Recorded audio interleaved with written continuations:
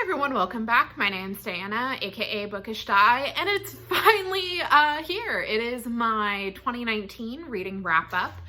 Apologies if you hear weird noises in the background. One of my cats has decided that now is the perfect time to play with his balls on track toy.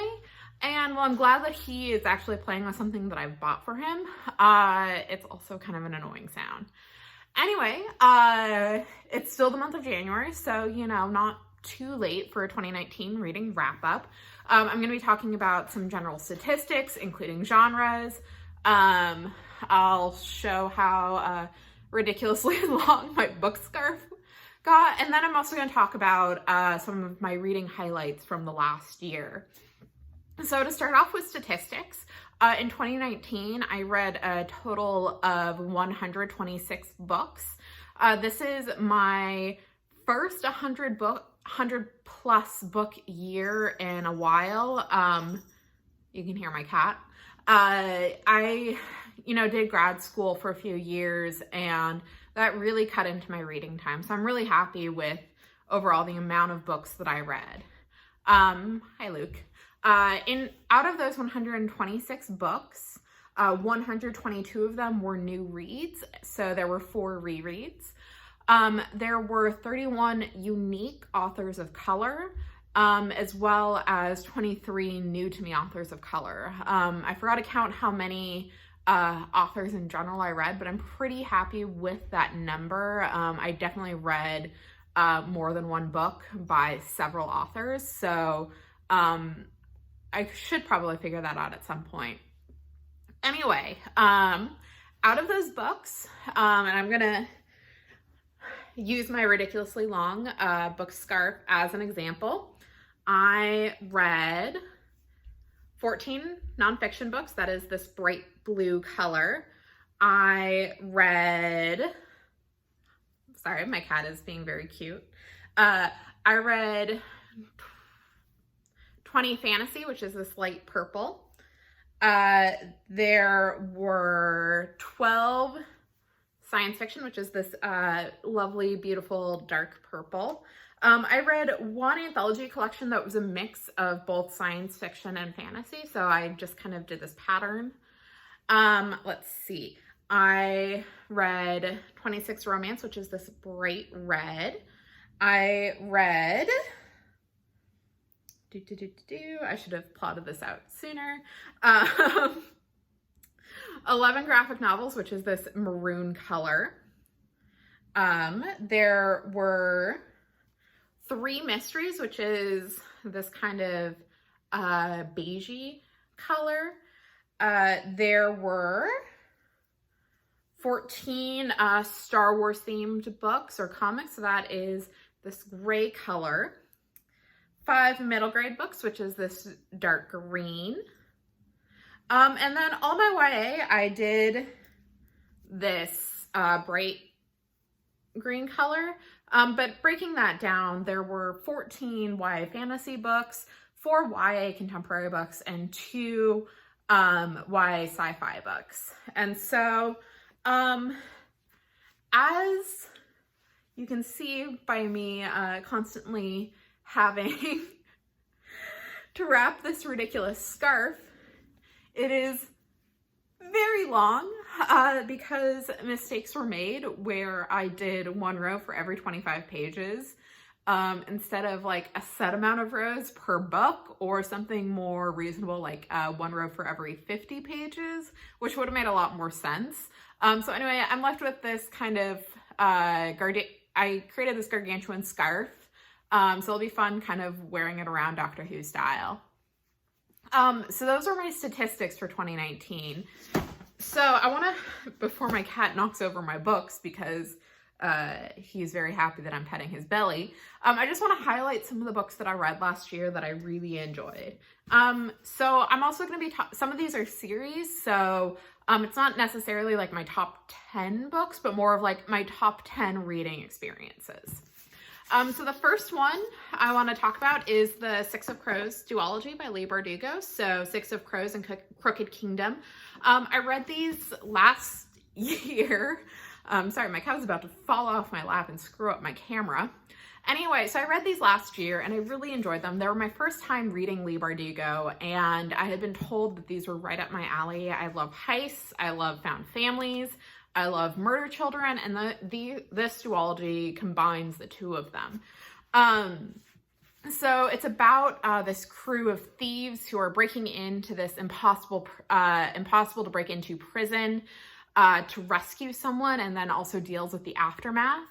I loved these books. There were some really good twists. There was a lot of good friendship moments and found family moments, and assholes getting what's coming to them. And I do want to go back and revisit the Grisha books. I haven't read those, and so those are like the related series. They're not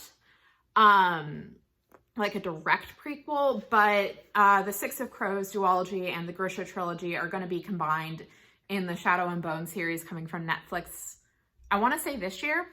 Anyway, so I do want to read the Grisha trilogy this year in preparation, and maybe reread these because, yeah, I really loved them, and I really enjoyed meeting these characters and seeing them triumph over everything that was thrown their way.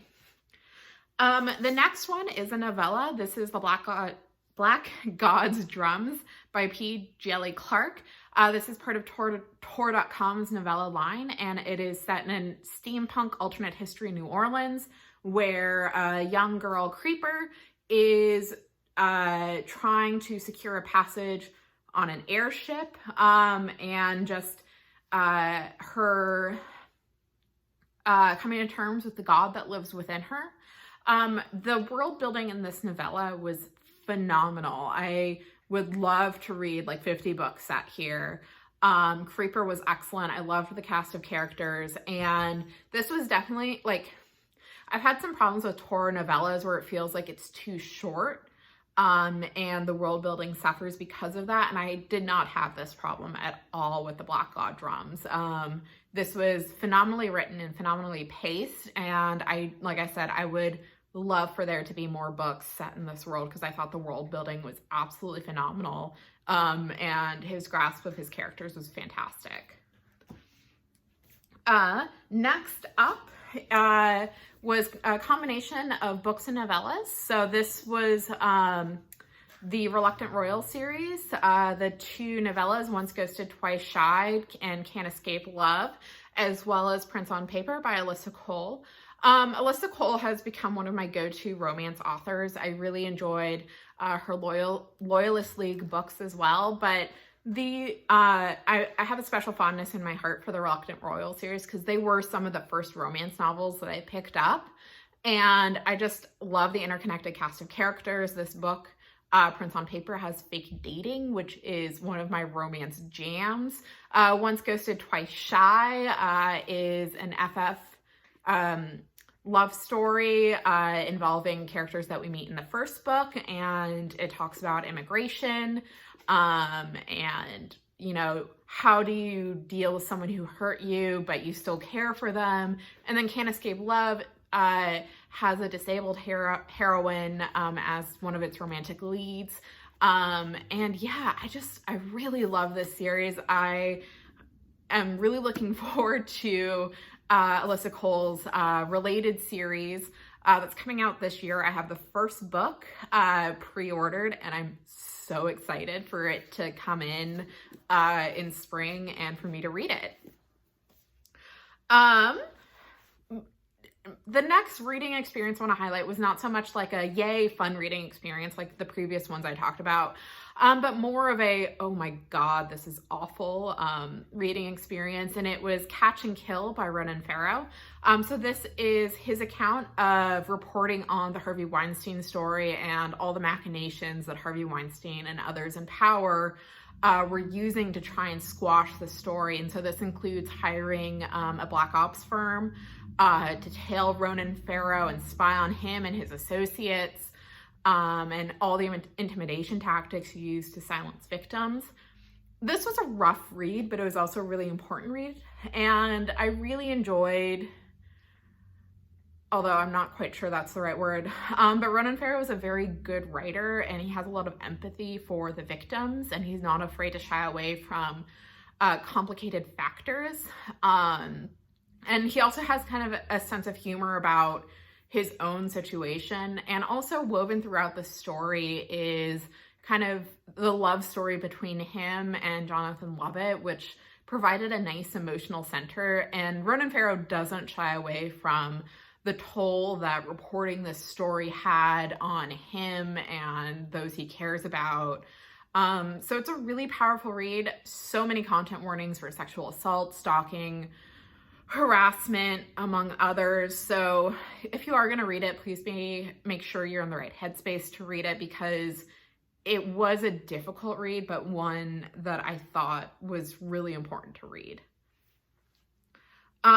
Moving right along, next up on my really good reading experiences was actually the first book I read last year, Witchmark by C.L. Polk. So this is set in like an alternative Edwardian-inspired fantasy world, and the main character, Miles, is working as a doctor and hiding the fact that he ran away from his family because for the nobility, if you have magic and if you have a specific kind of magic, you're a storm singer and you're, one of the good mages. But if you're someone like Miles who has a different gift, you're paired with a storm singer to be used essentially as a battery, and Miles didn't want that, and so he ran away and joined the army. And so he's starting to investigate, why are some returning soldiers all of a sudden attacking people? Why is there this sudden surge in what seems like mental breakdowns? And there's a lovely love story at the center of this, but it's also examining power. It's examining what lengths those in power will do to keep it, as well as looking at colonizing and what happens when the colonized try to strike back at the colonizers. The sequel is coming out next month. I have it pre-ordered. I'm really looking forward to this. This was very much one of my highlights of 2019 and was really a great way to start off what was overall a good reading year. Another book that I really enjoyed was The Raven Tower by Anne Leckie. This one was not quite what I was expecting, and I don't want to talk too much about it because it can get really spoilery, but essentially this is a second-person narration. It's about a god called the Stillness on the Hill, and one of the main characters is Iolo, who is a precious child and needs to be protected. And he's one of the main characters. He's the servant to a prince of the kingdom, and it's Hamlet, but also different. Anyway, I don't want to talk too much about the plot because it is spoilery, and the ending works, I think, for me best if you kind of go in unspoiled. But overall, I loved this book. I definitely want to reread it soon just because the way it was written was phenomenal, and I really love Anne Leckie's writing style.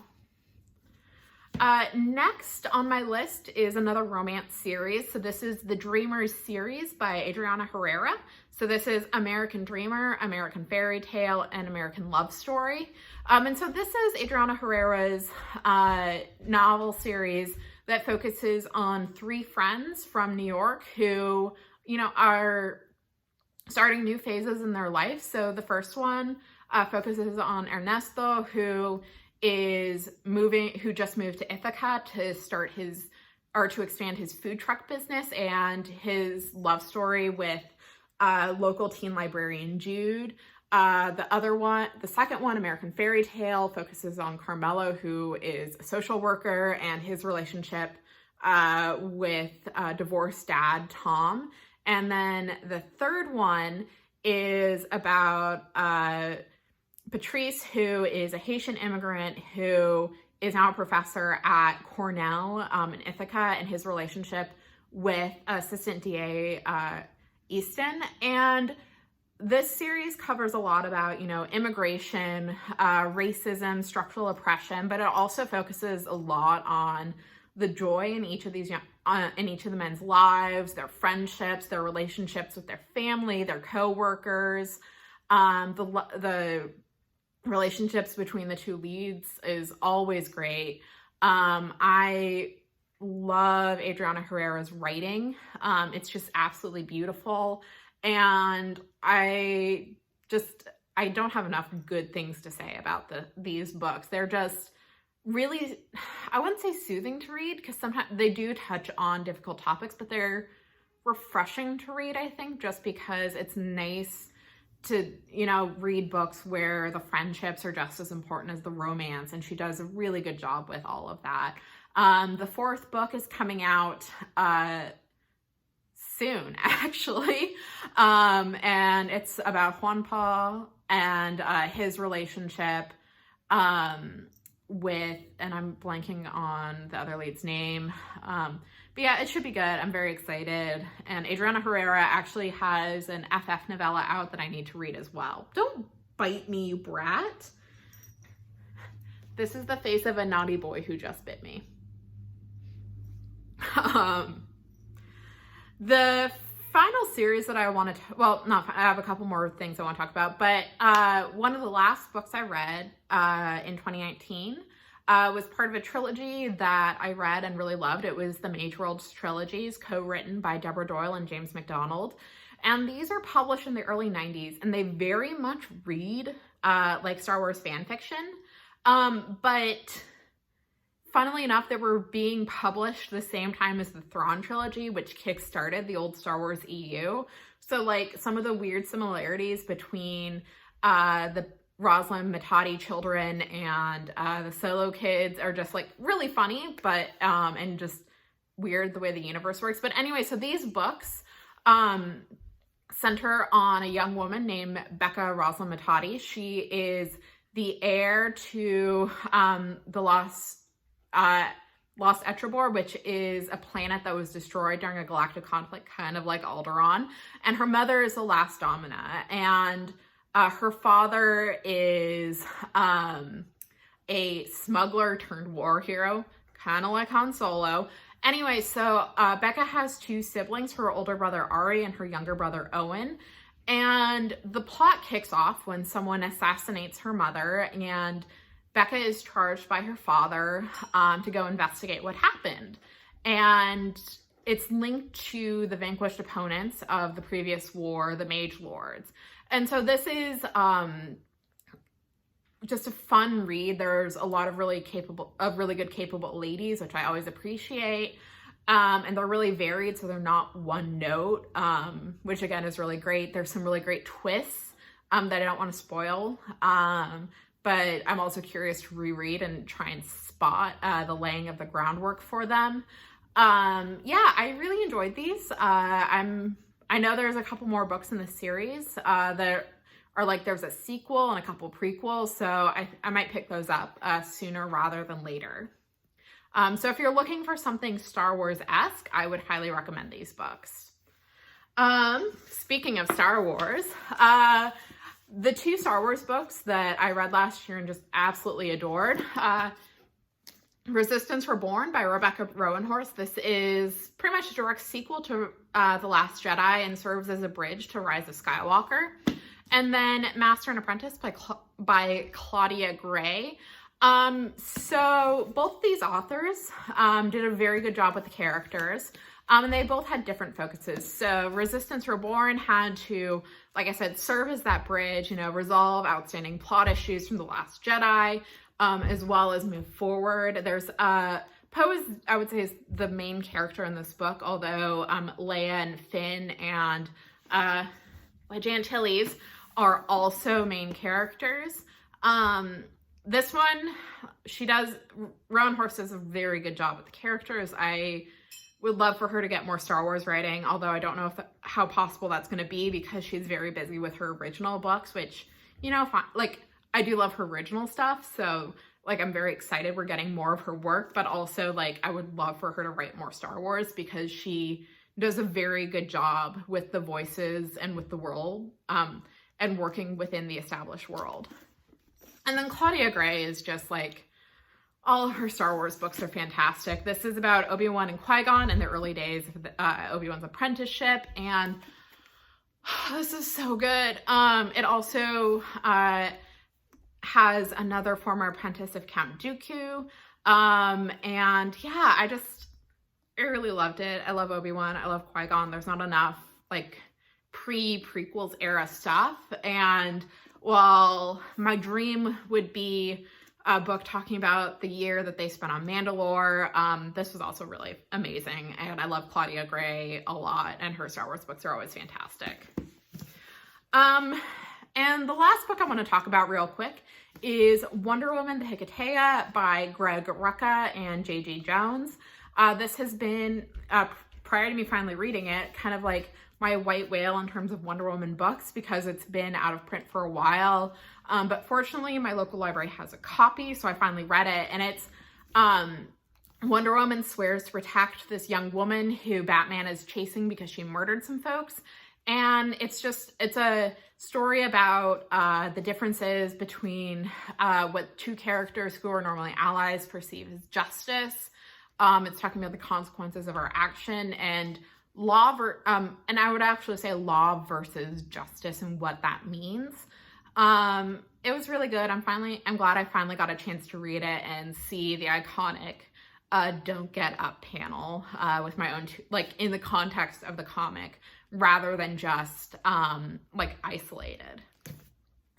So that's my 2019 reading. Like I said, it was mostly good. There was only one book I DNF'd. And there was only, I think, one book that I gave less than 3 stars. I hope that 2020 is a similarly good reading year.